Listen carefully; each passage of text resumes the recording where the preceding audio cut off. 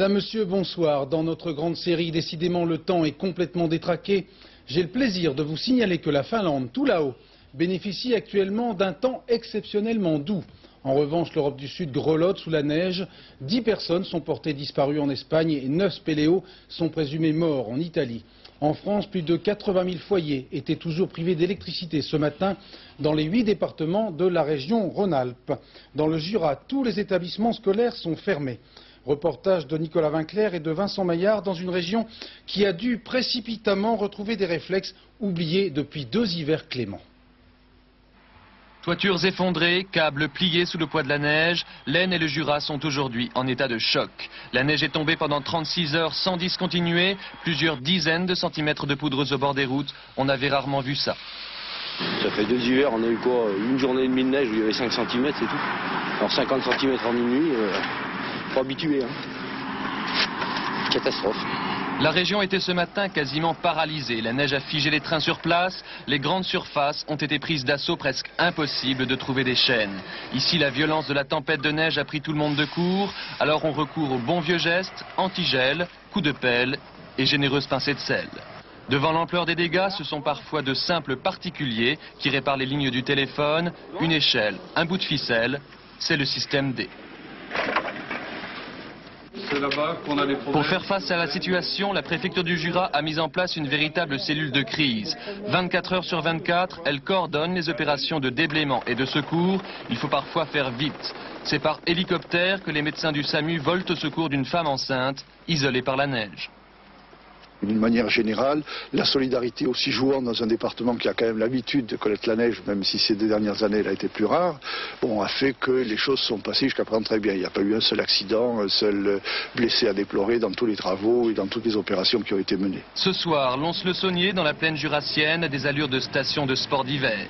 Dans la région, 60 communes sont toujours privées d'électricité. Il faudra attendre au moins la fin de la semaine pour un retour à la normale. Les seuls à tirer leur épingle du jeu sont au fond les collégiens et les lycéens. Toutes les écoles sont fermées dans l'Ain et le Jura. Les transports scolaires ne fonctionnent plus. Dans 2 jours. Bien. Un petit week-end. C'est un week-end de 5 jours. Ces vacances anticipées pourraient bien se prolonger. De nouvelles chutes de neige sont en effet annoncées dès ce soir. Tu trouves ça comment la neige? Bien, mais on s'enfonce. Un peu partout, des entreprises, des écoles ou des magasins ont dû fermer précipitamment les toits risquant de s'effondrer sous le poids de la neige. Beaucoup d'habitants s'étonnent d'une telle légèreté dans les constructions. Reportage Françoise Vallée. Depuis hier soir, le centre Leclerc de Bourgoin est entouré d'un périmètre de sécurité. Hier, juste avant la fermeture du magasin, tout le toit de l'aile droite du bâtiment a cédé sous le poids de la neige et s'est effondré d'un seul coup. Heureusement, à cette heure tardive, le centre était peu fréquenté. 2 personnes ont tout de même été blessées. Aujourd'hui, le centre Leclerc cache honteusement les dégâts provoqués par une toiture un peu légère. Pourtant, les autres magasins de l'avenue Barbus n'ont pas été épargnés. Je pense que les architectes ont perdu de vue que nous sommes dans des régions de pré-montagne. La Chartreuse n'est pas loin, s'il faisait beau, depuis le toit on la voit très bien. Et en conséquence, ce sont des régions où il n'est pas anormal qu'on ait des couches comme ça de neige. Et il faut le prévoir.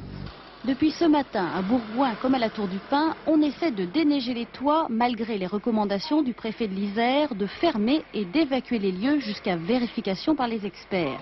Mais les commerçants sont pressés de rouvrir leurs boutiques. Pour eux, cette neige juste avant les fêtes risque d'être un gros manque à gagner. Même la Provence n'a pas été épargnée par la neige et par le verglas.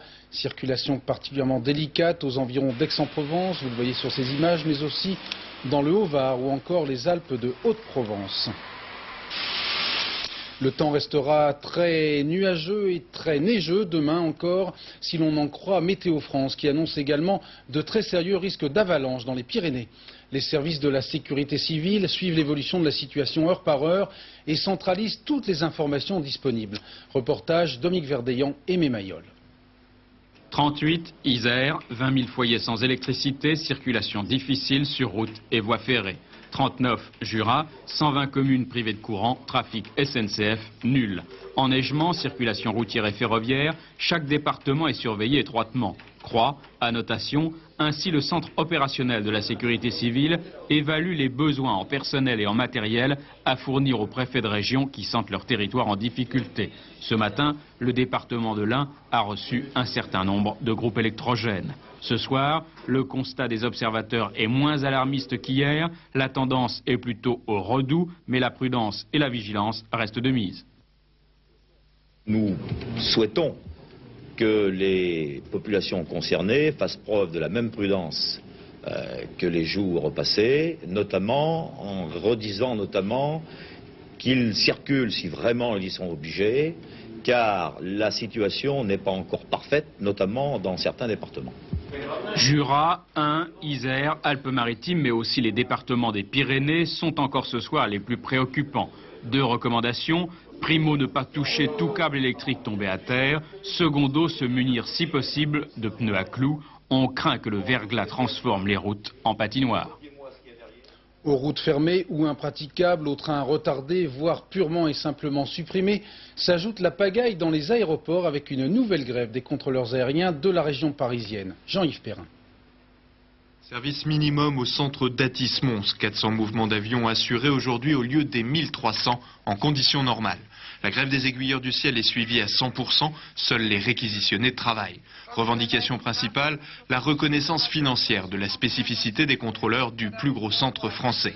Selon les syndicats, l'effectif stagne alors que le trafic a progressé de 50% en 5 ans. Le travail y est plus complexe qu'ailleurs et l'avenir s'annonce bien sombre. Dans un contexte national de pénurie d'effectifs déjà grave, on s'aperçoit qu'au dernier concours, sur 100 postes offerts, seulement 3 ont été pourvus, ce qui ne va pas arranger les choses dans le trafic aérien dans les années à venir. Conséquence du mouvement, la moitié des vols d'Air Inter ont été annulés. Même proportion pour ceux d'Air France vers l'Europe et l'Afrique du Nord. Les longs courriers ont été maintenus. Les compagnies étrangères ont aussi été touchées. Pour tout renseignement sur le voyage que vous devez effectuer demain ou pour confirmer votre réservation, quelques numéros pour Air France 43 20 11 55 ou le Minitel 36 15 code AF et pour Air Inter 45 39 25 25 ou 36 15 code Air Inter. Ajoutons à ce tableau le blocus maritime de la Corse suite à une grève des marins des 2 compagnies concernées. Paralysie également de l'aéroport de Bastia. Le président de l'Assemblée corse, Jean-Paul de Roccassera, a exprimé ses craintes les plus vives, je le cite, de voir cette nouvelle crise porter un coup fatal à une économie déjà moribonde. Un mot des affaires, entre guillemets, pour signaler la remise en liberté du PDG de la Cogedim. Michel Moher avait été incarcéré le 29 novembre dernier suite aux accusations du patron d'une entreprise de démolition travaillant précisément pour la Cogedim. Alors que les Français marchent dans le blanc, les responsables politiques pataugent dans le noir. L'initiative du maire de Lyon a en effet semé, disons, la perturbation dans les états-majors des partis, y compris au PS. 12 députés socialistes ont publié hier dans Le Monde un manifeste affirmant que la démocratie politique était en danger. Les signataires ont annoncé ce matin leur intention de lancer des comités en province et de s'organiser. Roland Sicard. Ce sont les hussards de la gauche. 12 députés socialistes et 9 personnalités, des jeunes qui flirtent avec la quarantaine et qui sont décidés à partir en croisade contre le mal. Le mal, ce sont les affaires, le délabrement de la vie politique. Ils feront tout pour les pourfendre. Ce qu'il faut, c'est changer certains comportements, et à commencer par les nôtres. Dans nos partis, dans le nôtre, où les querelles de chefs ont pu prendre une dimension tout à fait répréhensible, également au Parlement où il faut faire cesser l'absentéisme, où il faut aussi changer les pratiques parlementaires, où il faut moderniser la vie du Parlement. Bref, les cadets de la gauche sont pleins d'enthousiasme, mais au PS, tout le monde n'est pas prêt à prendre sa carte jeune. Pierre Mauroy, le premier secrétaire du parti, les a pourtant reçus et n'a rien dit de méchant, mais ailleurs, les dents ont déjà commencé à grincer. J'ai attiré leur attention sur le caractère éphémère de certaines manifestations médiatiques, et je préférais, comme je l'aurais dit, et comme je vous le confirme, avoir une âme d'État plutôt que des états d'âme. Un bon coup de règle sur les doigts, même si les jeunes du PS sont plutôt sages, ils veulent rénover de l'intérieur, pas question de claquer la porte. Ils souhaiteraient pourtant mettre en place des comités pour lancer le dialogue. Les anciens leur ont gentiment demandé de retourner jouer dans leur coin. Pour la deuxième fois depuis le début de cette semaine, la Marine nationale a arraisonné dans les eaux territoriales de Mururoa un canot pneumatique à bord duquel des militants de Greenpeace voulaient effectuer des prélèvements d'eau de mer pour en détecter la radioactivité éventuelle. Vendredi dernier, d'autres militants avaient décelé des traces de radioactivité à une vingtaine de kilomètres de l'atoll. Commentaire Sophie Jouve sur des images tournées par l'armée française. Si vous ne changez pas de route pour sortir de ces eaux, j'ai pour intention de faire usage de la force pour faire sortir votre bâtiment des eaux territoriales. Le dernier ultimatum de la Marine nationale française n'a pas plus d'effet que les précédents. À bord de leur canot pneumatique, les 5 hommes de Greenpeace ne veulent rien entendre et franchissent la zone interdite. But de l'expédition, effectuer des prélèvements de plancton à l'intérieur des eaux territoriales françaises, au large de l'atoll de Mururoa. Mais quelques minutes plus tard, le canot est arraisonné par des hommes grenouilles. Sur ces images fournies par les autorités militaires, on ne voit pourtant pas l'interpellation des membres de Greenpeace. La transparence adoptée par l'armée depuis l'affaire du Rainbow Warrior a ses limites. Encore une fois, les relations entre les deux camps ne sont pas au beau fixe. Les militaires continuent de mettre en doute les compétences scientifiques des écologistes, mais Greenpeace est prête à tout pour prouver que les essais nucléaires effectués par la France ne sont pas sans danger pour l'atoll. Faute d'arbitre incontesté, la guérilla écologiste risque de continuer dans le Pacifique. Retour nocturne pour la navette Columbia avec de bien belles images filmées à l'infrarouge. Mission est partiellement accomplie pour les astronautes en raison d'une panne dans les commandes des télescopes qui ont quelque peu perturbé le programme initialement prévu. Après 10 ans de service, la navette spatiale américaine pourrait être rangée au garage. En effet, une commission d'experts estime que la NASA devrait l'utiliser uniquement pour des missions nécessitant impérativement une présence humaine. Une information qui devrait pleinement satisfaire les responsables d'Ariane Espace qui fêtait aujourd'hui son 10e anniversaire. 10 ans et toutes ses dents. Le carnet de commandes d'Ariane Espace est en effet plein à ras-bord avec 36 satellites à lancer et un chiffre d'affaires évalué pour cette année à 4 milliards de francs pour un bénéfice net de 130 millions. Si les navettes restent au hangar, Ariane Espace va vendre encore plus de fusées aux Américains. Quelle est la procédure suivie? Vous allez le savoir grâce à ce reportage aux États-Unis de Philippe Dumez sur les traces d'un VRP de la fusée. Washington, un jour ordinaire dans la capitale des États-Unis, et Eckhard Weinrich, représentant de commerce qui fait la tournée de ses clients. Un représentant tout de même un peu spécial, allemand de la société européenne Ariane Espace. Il est chargé de vendre les 6 versions de la fusée Ariane 4 dans le pays qui a fait le plus pour la conquête spatiale. Mais dans ce commerce, on marchande aussi un peu. Oui, c'est en d'autres mots, on appellerait ça du marchandage. Mais le marchandage, ça ne s'exprime pas avec des rabais successifs. C'est pour ça que nous l'appelons négociation, parce qu'il y a des conditions, des contrats qui sont adaptés, ajustés, ou d'autres conditions, que ce soit de paiement, qui sont ajustées. En fait, chaque client est un cas particulier. Mais on sait que le prix moyen d'un lancement est d'environ 600 millions de francs et qu'il faut encore autant pour un satellite. Ici, chez Intelsat, la première société mondiale de télécommunications par satellite, si Ariane trône en bonne place dans le hall d'entrée, on ne tient pas à avoir un seul fournisseur de fusées pour assurer la continuité du service de ces 15 satellites. L'organisation a une politique de diversification d'approvisionnement de lanceurs. Et Ariane offrait cette opportunité et c'est la raison pour laquelle l'organisation, maintenant sur une base régulière, achète des lanceurs Ariane. Et à ce sujet, je devrais dire, par exemple, que Ariane 4 a été définie techniquement de manière à être capable à lancer le satellite Intelsat 6, qui est le plus gros satellite de télécommunication. La société GTE, en revanche, n'a utilisé qu'Ariane pour ses 7 satellites, un peu par la force des événements, mais sans aucun regret. Aux États-Unis, on avait tous les lanceurs possibles, mais pas de créneau de lancement. Alors, nous avons regardé vers le lanceur européen Ariane. Nous avons visité la Guyane et les lieux de fabrication en Europe pour constater que la capacité était là, mais aussi que l'on pouvait compter sur Ariane pour nos lancements. Cela étant, la concurrence est de plus en plus vive. Alors, Arianespace offre tout un tas de services supplémentaires et les bureaux à l'étranger sont là pour surveiller la concurrence. Eckhard Weinrich et ses équipes se tiennent ainsi au courant de tout ce qui se fait, de tout ce qui se prépare. Ils ont ainsi des dossiers solides pour répondre aux demandes. La crise du Golfe, d'ici le 15 janvier, date de l'ultimatum de l'ONU. La France va envoyer près de 4000 militaires supplémentaires en Arabie Saoudite, un régiment d'artillerie équipé de canons de 155, un régiment de chars AMX, un régiment d'hélicoptères de combat et un régiment interarmes. Au total, le dispositif Daguet devrait rassembler près de 10 000 soldats. Les Américains ont également décidé l'envoi de renforts de chasseurs F-15.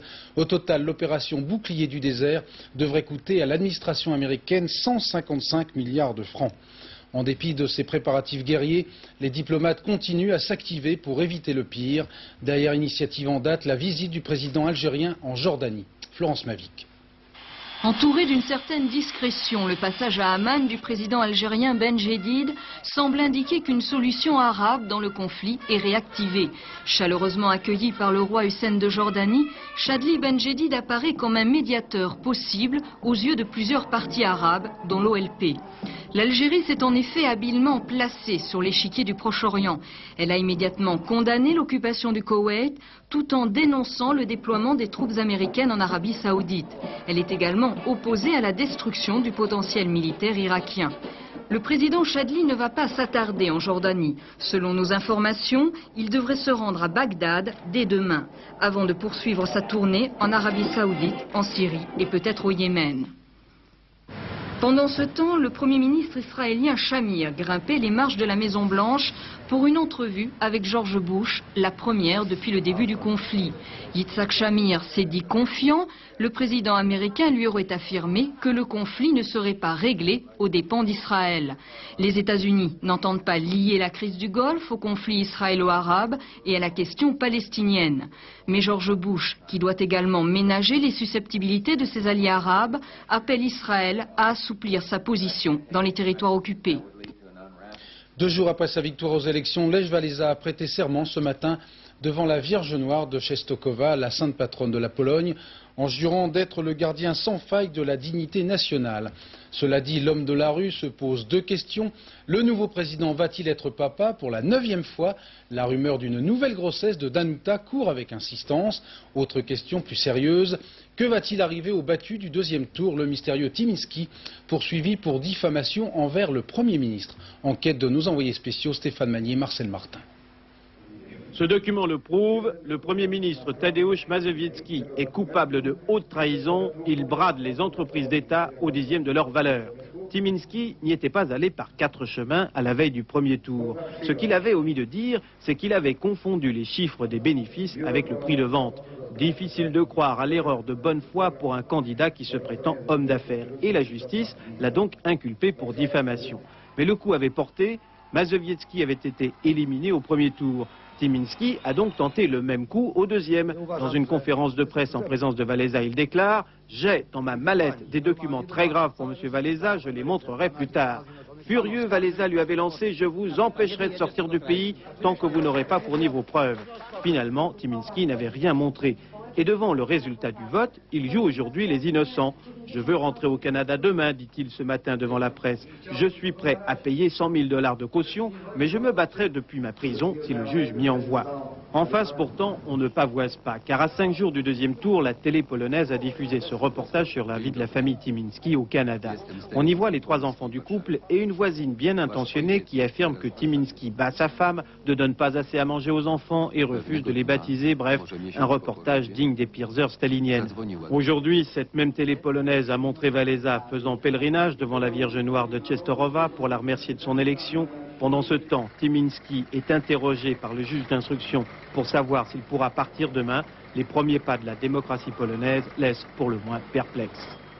L'Albanie, au bord de l'explosion sociale, des rumeurs inquiétantes parviennent de ce pays toujours fermé à la presse internationale.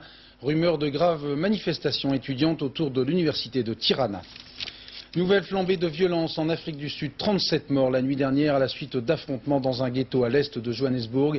Nelson Mandela et le chef de l'État sud-africain, Frederick de Klerk, s'étaient pourtant secrètement rencontrés la veille pour discuter des moyens de mettre un terme à ces violences qui ont fait plus de 1000 morts depuis le mois d'août. Martine Laroche-Joubert. Corps gisant au milieu de baraques incendiées, noirs munis de bâtons, mais aussi d'armes automatiques, le quotidien des ghettos à quelques kilomètres de la cité blanche de Johannesburg.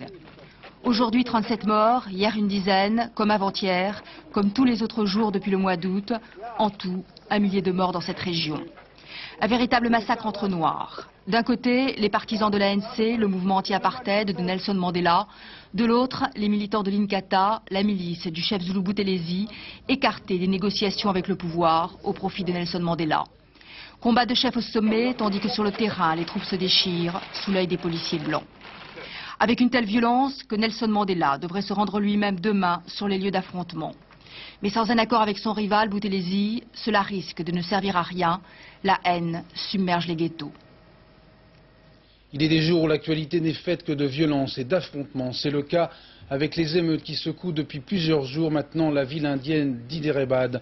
Les affrontements entre musulmans et hindous ont fait 20 nouvelles victimes hier, ce qui porte à près de 200 le nombre de morts depuis vendredi dernier, et cela malgré le déploiement de l'armée et l'imposition du couvre-feu. À l'origine de cette véritable guerre de religion, la croisade, entre guillemets, lancée en septembre dernier par un parti intégriste hindou, visant à la reconstruction d'un temple sur le site d'une mosquée édifiée il y a 400 ans. Reportage de nos envoyés spéciaux Aubry Edler et Franck Brisset. Chaque matin, les adorateurs du dieu Rama sont ainsi plusieurs centaines à se presser aux abords du temple d'Ayodhya. Au cri de victoire à Rama, nous construirons ton temple. Les Karsivaks, les volontaires de Dieu comme on les appelle en Inde, sont canalisés par la police, qui armée de redoutables latis et matraques de bambou quadrille encore la ville. 20 par 20, les fidèles pourront pénétrer dans le sanctuaire, toujours interdit aux caméras étrangères.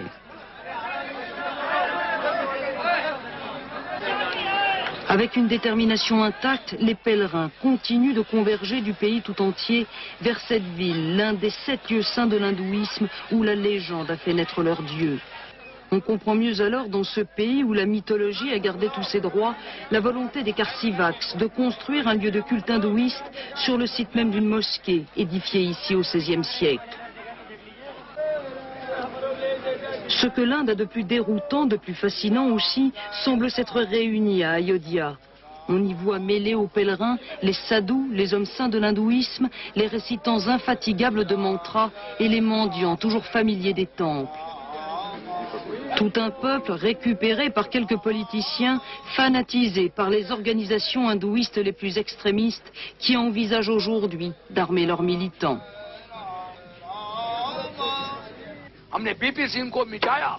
Nous prions depuis plus de 40 ans dans cette mosquée, alors elle est maintenant à nous.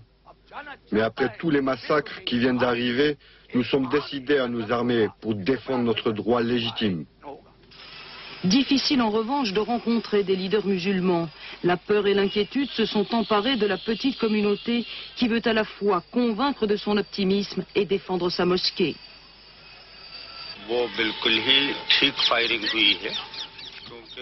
Ce qui s'est passé à Ayodhya est normal. La police ne pouvait rien faire d'autre que de tirer pour arrêter cette foule. La haine ici peut encore augmenter, mais les forces laïques sont actives et devraient pouvoir empêcher les manipulations religieuses. Ce qui est sûr, c'est qu'à quelques mois des prochaines élections anticipées qui paraissent désormais inévitables ici, la bataille d'Ayodhya n'a pas fini de servir de prétexte politique. Un jeu dangereux car la haine, attisée par les extrémistes des deux bords, risque bien de remettre en cause la sécularité de l'État indien. Armand Hammer est mort cette nuit à Los Angeles à l'âge de 92 ans. 92 années d'une vie tout à fait exceptionnelle. Fils de l'un des fondateurs du Parti communiste américain, ce génie des affaires a gagné son premier $1 million à l'âge de 23 ans. Ami personnel de Lénine et de ses successeurs au Kremlin, avocat de la détente Est-Ouest, mécène et trafiquant d'art, ce pétrolier a été le témoin de tous les grands événements de ce siècle. Évocation signée Maryse Manon. C'était il y a 15 jours.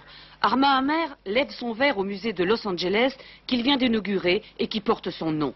L'art, la peinture surtout, sera la dernière passion du milliardaire américain. Même cette passion est née en Union soviétique. Dans les années 20, il monnait en Occident les œuvres d'art, les icônes et même la vaisselle du tsar que la Révolution a confisquée. De Lénine à Gorbatchev, la fidélité d'Armand Hammer à Moscou n'a jamais failli. Fidélité à son père, émigré russe, fondateur du Parti communiste américain. Il a toujours prêché les rapports Est-Ouest. D'ailleurs, la preuve en est flagrante aujourd'hui. Il a toujours pensé que l'Est et l'Ouest se rapprocheraient. Et je crois que c'est ça aussi une partie de ses... Il ne s'est jamais écarté de ses convictions.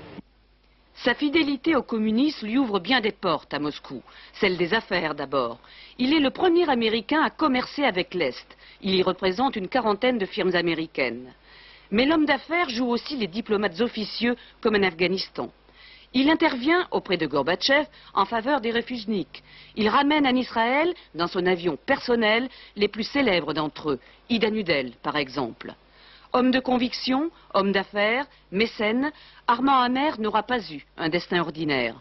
La télé soviétique a rendu hommage ce matin à cet ami américain. Après le dernier journal, vers minuit, retransmission sur Antenne 2 de la Coupe du Grand Chelem qui vient de commencer à Munich. Le compte joue de ce soir. Jean Mamère, tout de suite, un premier point des matchs qui se sont déjà déroulés. Oui, alors c'est le tournoi le plus doté du monde. 6 milliards de centimes, dont 2 milliards aux vainqueurs. Alors il y a eu déjà 2 matchs cet après-midi. Victoire de Goran Ivanisevic, le Yougoslave, sur Kevin Kuren, l'Américain, en 2-7. Quant à Pete Sampras, le numéro 5 mondial, opposé à Cherkassov, le soviétique numéro 21, il a eu un peu plus de mal. Même s'il a perdu le premier set 7-5, il a tout de même dominé le débat dans le deuxième et le troisième set, un adversaire résistant. Mais Sampras a été très bon à la volée sur cette surface rapide. Cherkassov, joueur assez défensif, n'a vraiment inquiété Sampras que sur les retours de service, comme c'est le cas. Et après une première balle de match ratée, la deuxième est la bonne sur un service plus que gagnant. 5-7, 6-2, 7-5. Et un public munichois qui cet après-midi était plus américanophile que russophile, bizarre. Voilà, donc ce soir, Edberg va jouer contre Chang et Lecomte est opposé à Muster. Résumé aux alentours de 23h45 sur Antenne 2, vous saurez tout. Voilà, 1 heure de tennis de haute volée vers minuit plutôt sur Antenne 2. Jamais depuis les grandes productions de Sacha Guitry, jamais un film n'avait présenté un générique aussi prestigieux. Gérard Depardieu, Philippe Noiret, Jean-Pierre Mariel, Fabrice Lucchini, Michel Blanc, sans oublier Michel Galabru, tout simplement prodigieux. Le film s'appelle Uranus, mis en scène par Claude Berry, qui est passé de Pagnol à Marcel Aimé. Uranus, qui sort demain sur vos écrans, est en quelque sorte la chronique d'une petite ville française juste après la Libération, à l'heure des règlements de compte. Claude Berry n'a pas voulu édulcorer les partis pris politiques de Marcel Aimé qui renvoie en quelque sorte dos à dos miliciens et résistants. Si l'écriture est tout à fait remarquable, le fond du roman provoque une réelle polémique. Reportage Jean-Jacques Dufour, André Germain. Uranus, c'est l'histoire de l'épuration vue par l'écrivain Marcel Aimé et mise en scène par Claude Berry. Oui, gentil, vous ne les avez pas vus depuis 4 ans. On la recommence pour ça. À Maringue, où a été tourné le film, les habitants, pour la plupart figurants, se sont replongés dans la lecture du bouquin. C'est vrai que raconté par Marcel Aimé, il y a beaucoup de vinaigre et l'huile, il l'a oublié. Je crois qu'on va en parler dans les chaumières, c'est sûr. Bon alors, vous m'arrêtez ou vous me laissez aller, faudrait savoir. Non, moi, mes apéritifs, mon petit marché noir, ça suffisait à mon bonheur. Tandis que vous vous tapiez dans la grosse galette. Non, la force du parti, c'est les gens comme nous, les gens honnêtes. Le parti s'est compromis pour couvrir tes conneries. Tu n'as pas le droit. Oui, il croyait que c'était moi, fumier. Les dénonciations, ça me fait jouir. Uranus, violent pamphlet de Marcel Aimé contre l'épuration, rassemble une formidable brochette de fumier. Collabos, résistants, communistes, pétainistes, tout le monde dans le même sac. Alors évidemment, des petites phrases comme celle prononcée par Gérard de Sarthe qui interprète un collabo, ça peut faire mal, surtout si l'on a été résistant. Dans l'horreur, toutes les idées se valent. Absolument pas. Dans l'horreur, toutes les idées ne se valent pas. Parce que dans l'horreur, il peut y avoir celle à laquelle on contribue. Et c'est ça, justement, que je reproche, entre autres, aux collaborateurs en ayant aidé les Allemands et les nazis. Et puis, il peut y avoir ceux qui subissent l'horreur. Et on ne peut pas dire que, dans ces conditions, dans l'horreur, toutes les idées se valent. Vos recherches, Maxime Loin. Mais il n'est pas chez moi. Il n'est pas chez toi? À la Libération, les scènes de ce genre aboutirent à l'arrestation de 126 000 collabos présumés tels.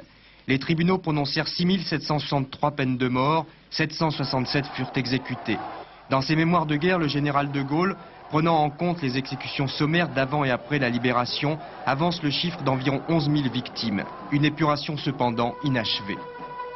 Un exemple qui est tout à fait actuel, si aujourd'hui il y a une affaire Bousquet, quelle que soit la responsabilité réelle du personnage, mais si aujourd'hui on ressort ces dossiers, c'est parce qu'à l'époque, une dimension importante qui est la participation de Vichy au processus de la solution finale n'a jamais été évoquée. 45 ans après, cette période de notre histoire fait encore mal à la mémoire. Rien n'est vraiment oublié. Pendant le tournage d'Uranus, dans sa ville, le maire de Maringues l'a ressenti. J'ai eu l'impression de voir quelques personnes un peu gênées. Je crois qu'il y a 10 ans, ce film n'aurait pas pu se tourner encore. Ce film choquera ceux qui lui reprocheront d'oublier les héros en excusant presque les fumiers. D'autant que c'est un film formidable, dialogue fulgurant, interprétation magistrale. Mets-toi ça sous la casquette. Paye ton verre, Rochard. Et tire-toi.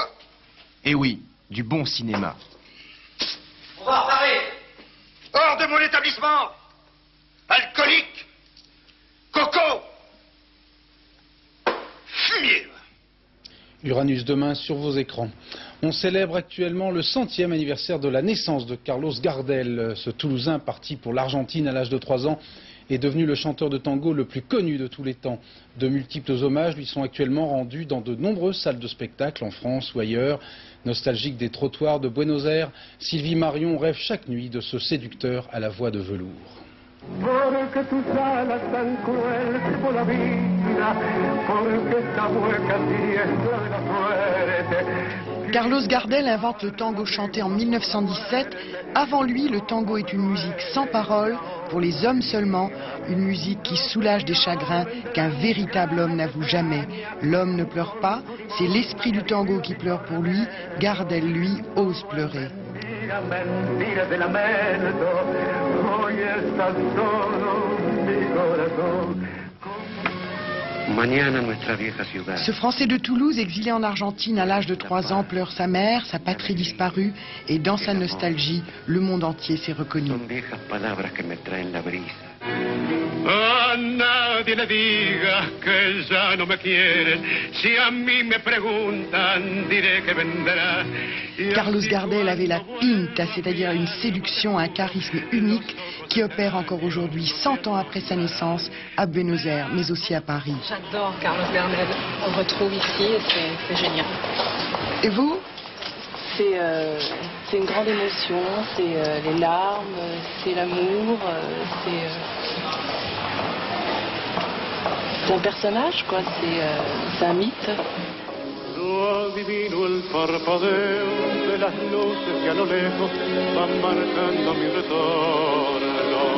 Des centaines de chansons, des millions de disques et 8 films seulement. Carlos Gardel est mort en pleine gloire à 45 ans, carbonisé dans un accident d'avion. On lui a fait des obsèques grandioses, la star foudroyée a cédé la place au mythe. Aucun chanteur au monde n'a connu cette gloire posthume. À Buenos Aires, chaque jour on fleurit sa tombe. C'est un héros national. Des milliers de disques se vendent encore chaque jour dans le monde, car voyez-vous, comme on dit en Argentine, même après sa mort, Carlos Gardel chante de mieux en mieux. Todo es mentira, mentira de lamento, hoy estás solo, mi corazón. Voilà, au cas où vous auriez esquissé un petit pas tango avec Madame Cassoulet, Louis Carzou vous rappelle les principales informations développées dans ce journal. Troisième jour d'intempéries en France, plus de 100 000 foyers sont toujours privés d'électricité dans les 3 régions les plus touchées, Rhône-Alpes, Bourgogne et Auvergne. Autre conséquence de l'arrivée soudaine de la neige, l'affaissement d'une quarantaine de toits dans l'Isère. Grève des contrôleurs aériens du centre d'Atis-Mons. Les 2 tiers des vols sur les aéroports parisiens ont dû être annulés. Seuls les longs courriers ont été épargnés par la grève qui doit se poursuivre demain mercredi. Ariane Espace fête son 10e anniversaire. Avec 89 contrats depuis sa création, la firme européenne a raflé plus de 50% du marché mondial des lancements de satellites. Dernière information, les rapports et combinaisons gagnantes du tiercé Quartier Plus disputés cet après-midi à Vincennes, 5, 10 et 18, dans l'ordre 3 987 francs, dans un ordre différent 797 francs et 40 centimes. Le Quintet Plus, vous ajoutez le 7 et le 16, 1 950 134 francs, dans un ordre différent 11 922 francs. Voilà, pour 10 francs, bien sûr. Bon anniversaire à Jean Marais, 77 ans, c'est ça qui nous met en joie. Bon anniversaire à Solzhenitsyn, 72 ans aujourd'hui, à Jean-Louis Trintignant, 60 ans, et à Enrico Macias, 52 ans. Après le débat des dossiers de l'écran sur la triche au jeu, le Grand Chelem à Munich, avec nos spécialistes du tennis, entre les deux prises en sandwich en quelque sorte. Claire Chazal, vers 23h50. Dans quelques secondes, des nouvelles très attendues de la météo, en compagnie de Laurent Cabrol. Excellente soirée, merci, à demain.